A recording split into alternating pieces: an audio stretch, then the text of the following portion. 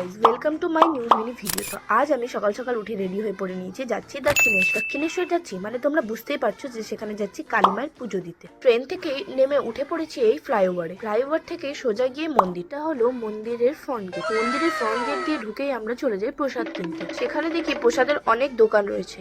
এত দোকান দেখে আমরা তো হয়ে যাই কনফিউজ। কিছুক্ষণ ভাবার পর একটা দোকান চুজ করি, সেখান থেকেই প্রসাদটা কিনে ফেলি। প্রসাদ কিনে সোজা চলে যাই মন্দিরের দিকে।